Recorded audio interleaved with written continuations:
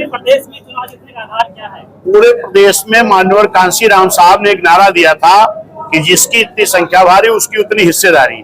Bahujan Samaj party माननीय कांशीराम साहब के नारे के तहत माननीय बहन जी ने सर्व समाज की हिस्सेदारी भागीदारी बड़ी मजबूती से दे रही है। अभी जब सूची आएगी तो आपको ये दिखाई पड़ेगा। इसी नाते आज सर्व समाज के लोग अपनी भागीदारी हिस्सेदारी लेने के लिए सर्व समाज के लोग बहुजन समाज पार्टी के साथ मजबूती से जुड़ रहे हैं। यही आधार है कि जनता के गठबंधन के बल पर इंडिया और एनडीए दोनों के गठबंधन को रोकने का काम बहुजन समाज पार्टी पूरे प्रदेश में करेगी। बसपा मुस्लिम प्रत्याशी को उतारती है तो कुछ लोग कहते हैं कि समता को हराने के लिए उतारेंगे।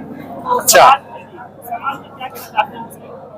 नहीं, एक चीज बताइए कि अगर यहाँ पर 80 लोकसभा की सीट उत्तर प्रदेश में है, 20 सीटें मुस्लिम समाज की 15 से लगभग 15 सीट बनती है, 15-16 सीट।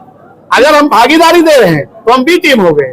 आप उन दलों से सवाल करिए जिन दल के लोग कुछ समाज के लोगों को एक भी टिकट नहीं देते, चुनाव नहीं लड़ने का काम करते हैं। बहुजन समाज पार्टी सर्व समाज देती है और बी टीम का काम जो लोग कह रहे हैं वही कर रहे हैं। अभी जो समाजवादी पार्टी के लोग हैं, अभी इनसे अलग जितने दल हुए हैं, चाहे वो संजय चौहान हो, चाहे और जो लोग हैं महान दल के लोग हो, चाहे आपके जयंत जी हो, चाहे आपकी पल्लवी पटेल हो, सारे लोग कह रहे हैं कि समाजवादी पार्टी भाजपा की बी टीम है, इसलिए हम लोग छोड़ के बाहर आए हैं। अगर समाजवादी पार्टी भाजपा की बी टीम नहीं होती तो तमाम सीटों पर भाजपा को जिताने के लिए बहुजन समाज पार्टी का बेस वोट काटने के लिए सामना सीट पर भी एससी कैंडिडेट देने का काम समाजवादी ने क्यों किया है, ये उससे सवाल करिए।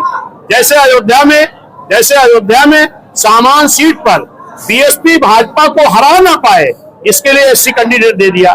मेरठ में एससी दे दिया, बिजनौर में एससी दे दिया, तो उनको आप लोग भाजपा की बी टीम क्यों नहीं बोलते? ये क्वेश्चन है आप सबके ऊपर। बहुजन समाज पार्टी सबकी भागीदारी देती है और सबकी देगी। अब एक चीज बताओ, अगर यादव की भागीदारी है हम दे रहे हैं तो हम बी टीम हो गए, हम मुस्लिम भागीदारी दे रहे बी टीम हो गए। हमारा तो नारा है जिसकी इतनी संख्या वाली उसकी इतनी भागीदारी। उस आधार पर चाहे यादव हो, चाहे मुस्लिम हो, चाहे पिछड़ा हो, चाहे ब्राह्मण हो, चाहे क्षत्रिय हो, चाहे वैश्य हो, हम सबकी भागीदारी देंगे और सब समाज हमारे साथ है। ये बी टीम बोलने वालों की हैसियत पता लगेगी जिस दिन गिनती होगी। तो उत्तर प्रदेश में इंडिया एनडीए दोनों को फेल करने का काम जनता का गठबंधन बहुजन समाज पार्टी करेगी।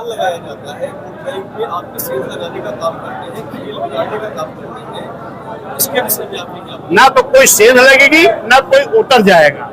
जो आदमी बाबा साहब के मिशन को आगे बढ़ाने वाला है, जैसे इंदु चौधरी जी, वो भी लगातार कैडर करती थी। अगर वो ईमानदारी से बहुजन विचारधारा के साथ चल रही थी तो आज बहन जी ने उनको लालगंज सीट से कैंडिडेट बनाने का काम किया है। और जो बहुजन विचारधारा का साथी होगा वो बहुजन समाज पार्टी के अलग नहीं जाएगा। जैसे लोग क्या कह रहे हैं, एक विचारधारा वाले दल को इकट्ठा हो जाना चाहिए भाजपा को हराने के लिए। अगर एक विचारधारा ही होती तो अलग अलग दल बनाने की जरूरत क्या पड़ती? अलग अलग दल है तो अलग अलग विचारधारा है। क्या शिवसेना समाजवादी विचारधारा एक हो सकती है? क्या ममता की कांग्रेस विचारधारा एक हो सकती है? नहीं, अलग अलग दल है तो अलग अलग विचारधारा है।